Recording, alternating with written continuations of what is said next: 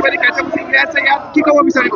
নাই, আচলতে আমি একেটা পৰিয়ালতে খিলঞ্জীয়াৰ মাজত আমি ভাগ ভাগ হৈ আছিলোঁ। খিলঞ্জীয়াৰ মাজত নিজৰ সমস্যা, নিজৰ অধিকাৰ আমি একেলগে বিচৰা নাছিলোঁ। য'ত নেকি আমি একেটাই আমি হেৰুৱাই আছোঁ, সংকটত আমি একেলগে পৰি আছোঁ, আমাৰ অস্তিত্বখিনি একেলগে গোটেইখিনি হেৰাই গৈ আছে। কিন্তু এই বস্তু আমি কেতিয়াও উপলব্ধি কৰা নাই, বা এই গোটেইখিনি বিষয়ত বস্তু আমি কেতিয়াও চিন্তা কৰা নাই বা উপলব্ধি কৰা নাই বা আমি বিবেচনা কৰা নাই। কিন্তু আজি কাৰ্বি আংলং হৈছে এইটো ঐতিহাসিক যে আমাৰ মাজত ভেদভাৱ, আমাৰ মাজত ঐক্য নোহোৱা, একতা নোহোৱা, সেইটো এটা এক হ'ব গৈ আছে হৈছে।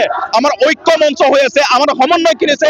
ক'ৰবাত আমাৰো ভুল আছে, ক'ৰবাত অসমীয়া ভাষীৰ ভুল আছে, ক'ৰবাত নিজৰ মাজত সেই কথা বতৰা বা এটা মঞ্চত আমি বহি পেলাই আলোচনা নকৰাৰ কাৰণে আমাৰ মাজত এটা ডাঙৰ এটা বিভাজন হৈছে। আৰু ইয়াত ক'ৰবাত চৰকাৰত যিসকলে নেতৃত্ব দিছে, এওঁলোকৰ কাৰণে আমাৰ মাজত এটা বিভাজন, ডাঙৰ এটা বিভাজন সৃষ্টি হৈছে। সেয়েহে আজি কাৰ্বি আংলঙৰ যিমানখিনি সমস্যা, এতিয়া কাৰ্বি আংলং মাত্ৰ কাৰ্বি হৈ থকা নাই, কাৰ্বি আংলঙত এতিয়া খিলঞ্জীয়া হৈছে।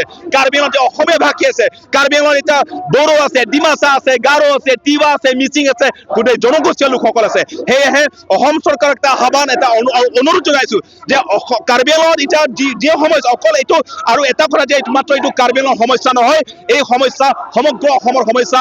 যে কেনেকে যে খিলঞ্জীয়াসকলে যে অস্তিত্বহীন হৈছে, নিজৰ অধিকাৰ, নিজৰ প্ৰাপ্য যে কেনেকে হেৰাই গৈছে, কেনেকে যে সংখ্যালঘুত পৰিণত হৈছে। আৰু কাৰ্বি আংলঙত ঐতিহাসিক আৰু অসম চৰকাৰক এটা আহ্বান আৰু অনুৰোধ, বৰ্তমান অসম চৰকাৰে যিটো প্ৰতিশ্ৰুতি দিছে, সেই প্ৰতিশ্ৰুতি যদি কাৰ্যকৰী নকৰে বা ক'ৰবাত যদি আমাক বিশ্বাসঘাতক কৰে, কাৰ্বি আংলঙত এতিয়া মাত্ৰ কাৰ্বি নহয়, এতিয়া খিলঞ্জীয়া হ'ব গৈ আছে, খিলঞ্জীয়াৰ বতাহ হ'ব গৈ আছে। সেই ঐক্য মঞ্চৰ পৰা যেতিয়া আমি মাত মাতিম, চিঞৰিম, কিন্তু গোটেই অসমখন জোকাৰিব। এই কথাটো অসম চৰকাৰে জনা উচিত। সেয়েহে উচ্ছেদৰ কথা আৰম্ভ কৰি পেলাই কেনেকে যে আমি অস্তিত্বহীন হৈ আছে, আমাৰ অধিকাৰ প্ৰাপ্য কেনেকে যে লৈ গৈছে, কেনেকে আমাৰ ক্ষমতা নথুকাই আছে, এই গোটেইখিনি বিষয়বস্তুত আমি যিটো আন্দোলন কৰিছো, আৰু বকৰি আঘাতত ইয়াত যিটো উচ্ছেদ কৰিবলগীয়া আছে, এই উচ্ছেদ কৰাবোৰ যেতিয়ালৈকে কাৰ্যকৰী নকৰে আমাৰ আন্দোলনবোৰ চলি থাকিব।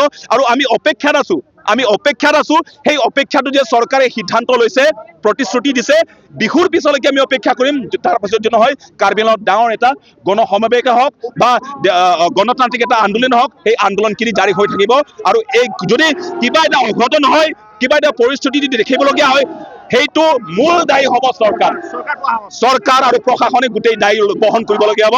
আমি যিটো পাৰো শান্তিপূৰ্ণভাৱে গণতান্ত্ৰিকভাৱে আন্দোলন কৰি আছো। তাৰ পাছত যদি তেওঁলোকে যেতিয়া সেই আমাৰ দাবী, আমাৰ সমস্যাবোৰ বুজিব নিবিচাৰে, শুনিব নিবিচাৰে, এইটো মাত্ৰ কাৰ্বিসকলৰ নহয়, গোটেই খিলঞ্জীয়াসকলৰ সমস্যা। সেইটোৱে মুখ্যমন্ত্ৰী গৰাকী আহিছিলে, আপোনালোকৰ লগত কথা পতাৰ সম্ভাৱনা আছিলে বা কথা পাতিম বুলি কৈছিলে, কিমান দূৰ সম্ভৱ হৈছে? আপোনালোকে মুখ্যমন্ত্ৰীৰ লগত কথা পাতিছিলে নাই যে কাৰ্বি আংলঙৰ সমস্যা? নাই, গোটেই কাৰ্বি আংলঙৰ সমস্যা যিটো ত্ৰিপাক্ষিক যিটো বৈঠক, সেই বৈঠক হোৱাৰ পাছত পৰিষদৰ লগত বহিছো, পৰিষদৰ লগত অসম চৰকাৰৰ বৈঠক বহাৰ পাছত আৰু দ্বিতীয়বাৰ বহিব গৈছে 17 তাৰিখ বুলি কৈছে। কিন্তু 17 তাৰিখত বৈঠক হ'ব নে নহ'ব, এই কথা এতিয়ালৈকে তেওঁলোকে স্পষ্টীকৰণ কৰা নাই। সেয়েহে যদিয়ে নহওক আমি অপেক্ষাত আছো। আৰু অসম চৰকাৰে বা মুখ্যমন্ত্ৰী ডাঙৰীয়া যিবোৰ প্ৰতিশ্ৰুতি দিছে, পৰিষদৰ মুখ্য কাৰ্যবাহী সদস্য ডাঙৰীয়া তেওঁলোকে যিটো প্ৰতিশ্ৰুতি দিছে, সেইটো যদি কাৰ্যকৰী হয়, পূৰণ হয়, আমি আজিলৈকে কোনো এটা নিৰ্দিষ্ট পাৰ্টি বা সংগঠনক আমি বেয়াকে কোৱা নাই, আমি সমালোচনা কৰা নাই। আমাৰ কথা হৈছে আমাৰ খিলঞ্জীয়াৰ সমস্যাবোৰ আপোনালোকে সমাধান কৰক, সেইটো আমাৰ মূল কথা।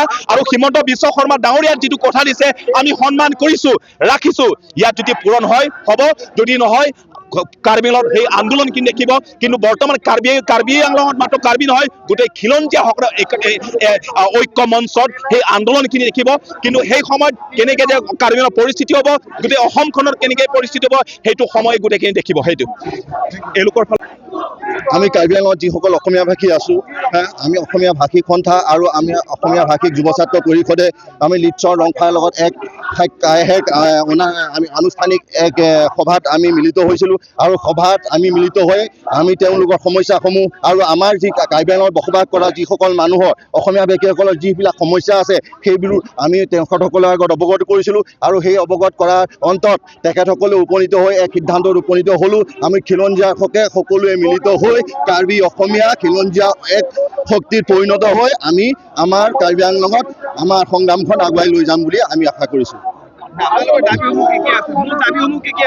মূল দাবীসমূহ আমি সমসাময়িকভাৱে কাৰ্বি ভাই বন্ধু হিচাপে, আমি খিলঞ্জীয়া হিচাপে, আমি অসমৰ অসমীয়াসকলে, আমি অসমৰ আমাৰ কাৰ্বি আংলং খিলঞ্জীয়া হিচাপে আমি কাৰ্বি ভাইসকলৰ দৰে আমিও সা সুবিধা কাৰ্বি আংলঙত আমি পাব লাগে আমি সকলো একেদৰে আমি চলিব লাগে বেদখলৰ সম্পৰ্কত মই এইটো ক'ব বিচাৰোঁ যে যিসকল দখল কৰি আছে সেই বেদখলসমূহ আমি অতি সোনকালে বেদখল মুক্ত কৰিব লাগে